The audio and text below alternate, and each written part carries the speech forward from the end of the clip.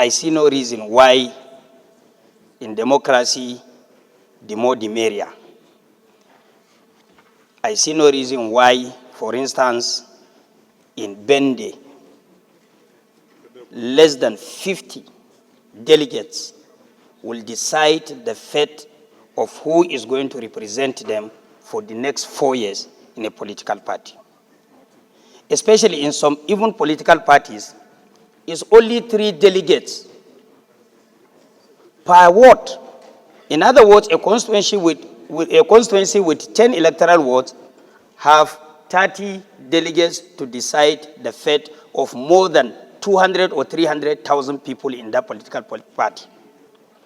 So the issue of defining clearly those that can participate in the process of selecting or electing or picking a candidate for a political party is very, very critical to involve statutory delegates, particularly sitting members of the National Assembly and sitting members of the State Houses of Assembly, former members of State Assembly and former members of National Assembly. At least let them participate. Secondly, executive members of a political party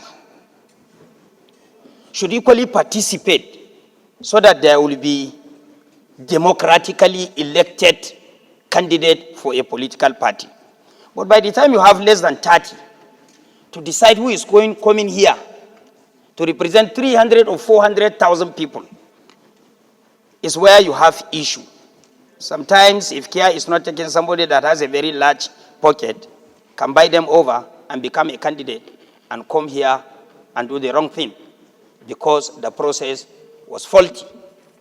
So, Mr. Speaker, honorable members, we should be specific on the indirect primaries of political parties as earlier recommended by this amendment. This is my position. Thank you. And I support the amendment.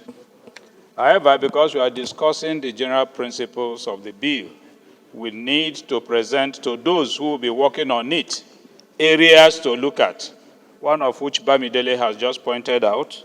We believe that by the time it comes back, they will cross the T's and dot the I's, and then perhaps at the committee of the whole. But I want to take us on a mathematical excursion. So I will urge my colleagues to please take their paper and biro and follow this argument so that we'll look deeper into this. And then when we are coming out, we'll come out with a Minority leader say you should take your paper and biro, that we are doing a mathematical excursion. Yes, sir. Chairman works, we are on a mathematical excursion. So we are doing it with our pen and paper. At the end of the day, we'll come out with something that will not lead us we are doing mathematical excursion with pen and paper. Yes, sir. Let me take an example of a practical election, and you have YV as one of the candidates, Professor Julius as one of the candidates, Kumo as another candidate, different political parties, but candidates, Jaha and our brother Maki, 5 of them contesting. So I take them 1, 2, 3, 4, 5. And the first candidate scored 25. So I urge that you take 25 down because you're going to do subtraction. And the second candidate scored 22. Third candidate scored 18 votes. Fourth, 10. And the fifth, 5 votes. Now, the third candidate, who is Kumo, did overvoting or sponsored overvoting by 20 votes. What is the accredited number of voters? Why are you limiting it to Chief Whip? No. Why are you calling Kumo? Even though he says he's a malam, you are still indicting him. Voting again now. You know what malam means? This is a righteous man. Why are you imputing to him that he's doing overvoting? He's sponsored overvoting. Well, it's just an example. It's not you. It's not you in person. Thank you, sir. Take that the third candidate now sponsored overvoting by 20 votes. with an accredited figure of 78 in all, if you take their first initial real figures. Now, if he sponsored 20 votes added to his own, he now gets 28 instead of 18 and becomes the winner, while ordinarily he was the second runner-up. Now, if you add that 20, his total votes becomes 28, and he's now the winner. This law, the amendment is saying that we should now deduct across board that excess 20 votes from all the political parties. Now, if we deduct across board the 20 votes, we are deducting 4 votes from each person. So deduct 4 from each person, his 28 becomes 24. He still wins. So in essence, there is something we still need to look at, to tweak a little bit for us to get it right, because somebody can still commit this crime of overvoting, and by the amendment we are making, he will still be declared the winner, depending on the margin of overvoting. So, whilst I support the amendment because it is tended towards curing a lacuna in the present law, but I will urge that as we go to public hearing, to committee stage, that these lacunas should be looked at critically, and then a proper solution be produced for us to cure it and cure it permanently. Thank you. I think there's a general consensus that we need. I consciously and deliberately say Malam. Malam with capital M.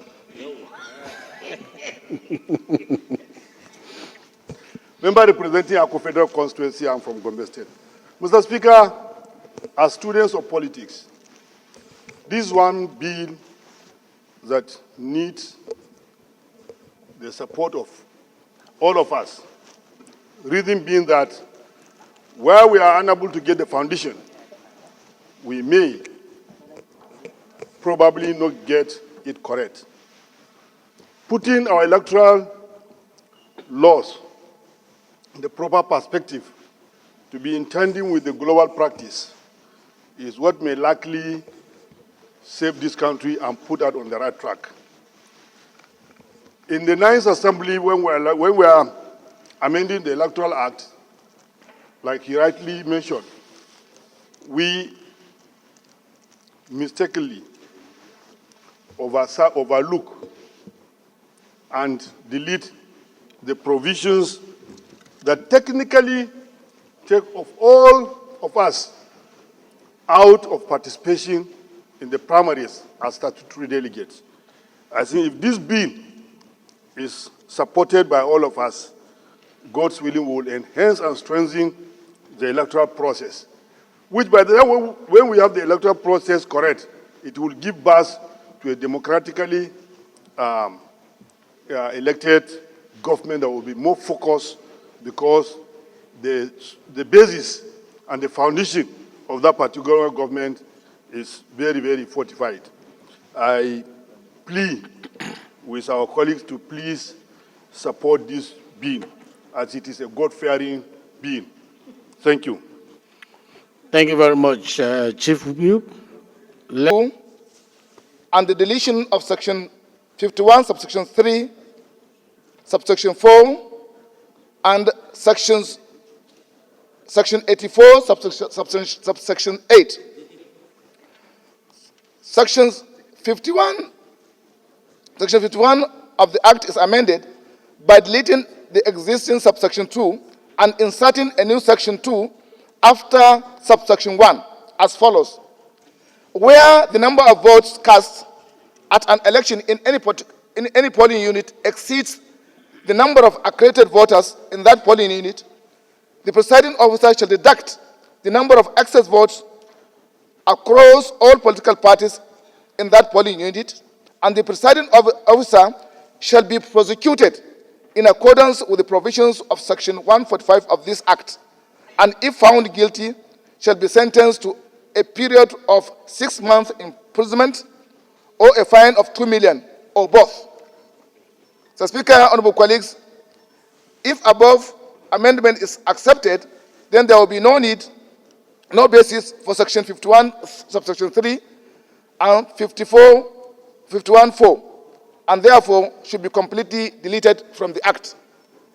As it stands, the provisions of section 51, subsection 2, 3, and 4 seems to deliberately target legitimate winners of elections instead of criminally minded individuals who connive with custodians of electoral materials to cancel votes.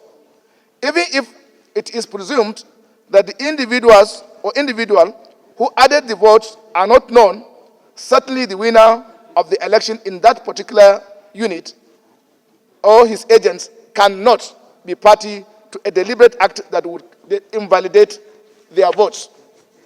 So, Speaker, honorable colleagues, most of the times, candidates target strongholds of their opponents, leveraging on the provision of this section to add 1 or 2 votes or more to discredit the outcomes of the elections in those polling units, to create advantage for the losers, thus deducting 1 or 2 votes from the votes of all candidates across the political parties will not dramatically change the outcome of those electoral contests. Equally important, Mr. Speaker, is the need to punish the presiding officers who allow themselves to be used to perpetrate fraud and injustice.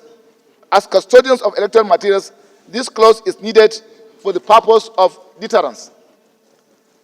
Mr. Speaker, honorable colleagues, Section 84 of the Principal Act is amended by deleting the existing subsection 8 and inserting a new section 8 after subsection 7 as follows.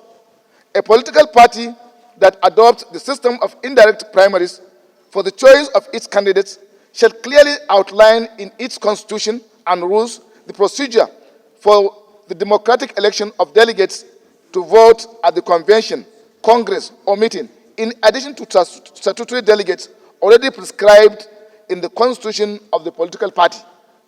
Unquote. Above provision has always been part of the Electoral Act, in line with the provision of the constitution of all political parties in Nigeria, where statutory delegates are allowed to participate in primary elections to produce new leaders because of their tremendous experience. However, this very important section of the Electoral Act was mistakenly taken off the Act when it was last amended in 2022 by the 9th Assembly, hence the need for its reinstatement. Mr. Speaker, honorable colleagues, I urge you to support this amendment. I thank you very much.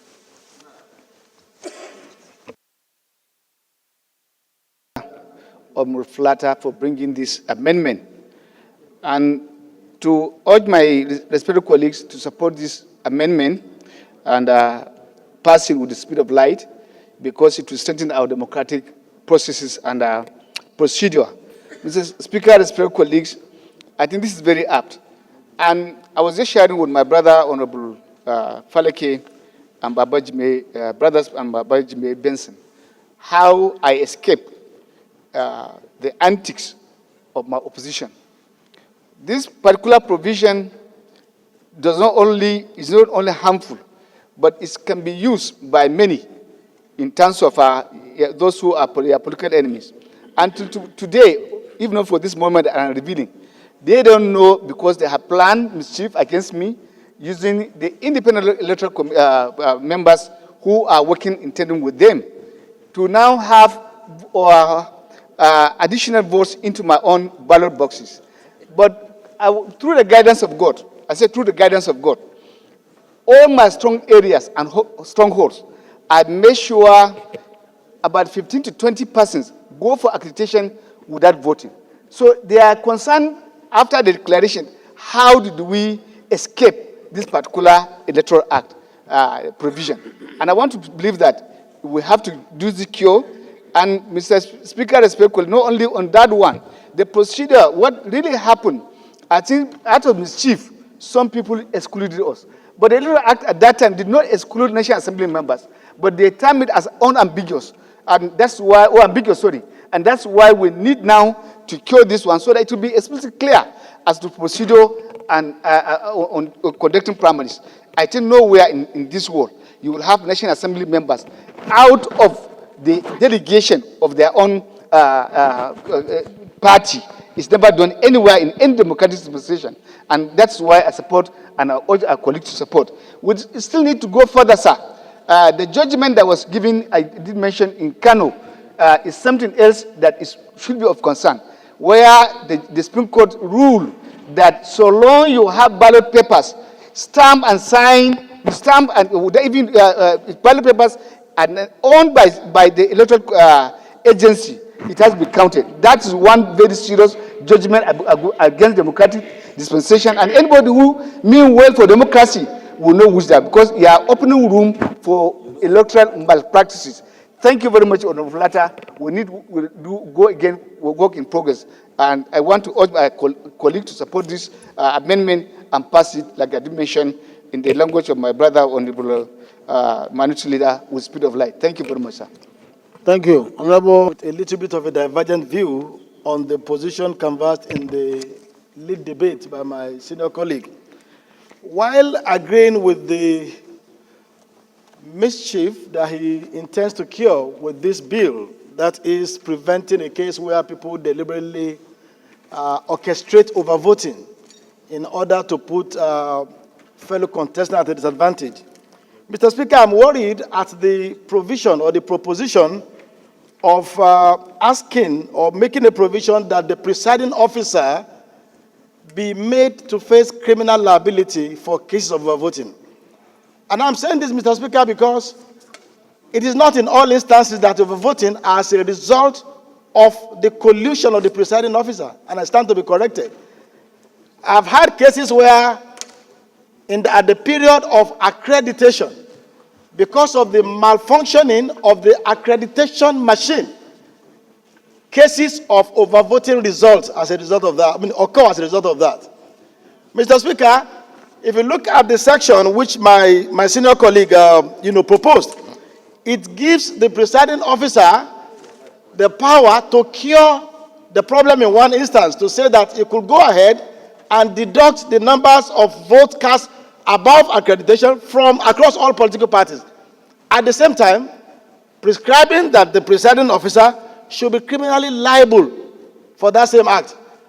I want to think that if this proposition passes, Mr. Speaker, we'll be putting our young Nigerians who volunteer to act as presiding officers at unnecessary risk of I was thinking that the purposive intention of the promoter of this amendment is to the effect that, granted, that the provision of the law entitles the presiding officer to balance the votes in view of the accredited voters. Where he fails to do so and proceed to enter a result that is obviously outside the accredited voters, he should be penalized. I think that is the purposive intention of the promoter of this amendment, unless you saw it differently. Mr. Speaker, I see it differently because we have to interpret it strictly in accordance with the words used. The proposition, Mr. Speaker, is that he shall deduct the number of votes, of excess votes across all political parties in that political union, and the presiding officer shall be prosecuted. In other words, why don't we remove the conjunctive and replace it with or? Well, Mr. Speaker, I think this is the level where we discuss the general principles of the bill. If I'm properly guided, we are discussing the general purpose of the bill. And I think that this leg, like I said, will put these presiding officers at unnecessary risk of prosecution, even when the result of that act may not necessarily be as a result of their own negligence or collusion. So, are you saying we should remove any punitive measure completely? Yes, Mr. Speaker, I am saying that I do not think this provision is actually necessary in the first instance. I agree with the position that, you see, Mr. Speaker, I think there's one thing we are running away from in this country. And we have said it severally, even at previous attempt to amend the Electoral Act. Unless we fully digitalize our electoral process by accepting e-voting, you can hardly be able to avoid situations like this happening as a result of manual or human error. And as long as those processes are still as crude as they are, I think it will be very wrong for us to seek to criminalize somebody unless there is an indication that that is as a result of the person's negligence or collusion with certain elements to occasion the overvoting. That's my position, Mr. Speaker. Thank you, Honorable Member. Accredited. And that is the core function of a presiding officer. So if you have accredited number of voters 10, and the result received is reading 12, you are bound to cross-check with the accredited voters register, which says 10. And if 12 is coming in, you question, you query the extra 2. I think this law is trying to say where you ignore it and move ahead to enter 12, whereas the accreditation is 10, you should be punished. That is to deter people from, giving us frivolous results. Because what happened is that some presiding officers are energized to just write the result. You just write it, whether or not it is in conformity with the voters register and the accredited voter. You just write it. We'll defend it later on. You just have amounted. So if the presiding officers now know that there are consequences against them as a person occupying that position, as at when the result was collated, they will be deterred from doing garbage in, garbage out without cross-checking. But I want more people to look into this, and then Minority Leader, you want to say something? But before you, Minority Leader, let me hear from Maki. Honorable Maki. Honorable Maki. I try to draw our attention. We are announcing ad hoc committee membership at the end of the sitting, please. Since the bill is at second reading, it will go to public hearing. So from there, when we come to the committee of the whole, we'll do all the needful and see that this amendment has get the light of it. Thank you. Thank you very much, Mr. Speaker. Yes, Jaha. Ozokwe Peter Efani. I represent the good people of Newi North, Newi South, and the Okusigo constituency. I rise this afternoon to talk on this amendment and in support of it. Have we thought that accreditation and voting, they go simultaneously? How can a presiding officer, after accreditation, give you ballot paper, and at the end of the day, you have more result than what was voted for? Is it real? No. You are not doing accreditation and come back to vote. As you have been doing the accreditation, you are giving ballot paper to go and vote. So why must the result be different from what you are having physically? You consult a machine and see why the disparity in figures, and you correct it there in the presence of all political parties. There will be agreement. You feed in the result and announce it there. So I don't see why this amendment will not fly. Let us leave the amendment to fly. At least when we are working, we see what we are working for. Okay. Thank you very much. Finally, propose.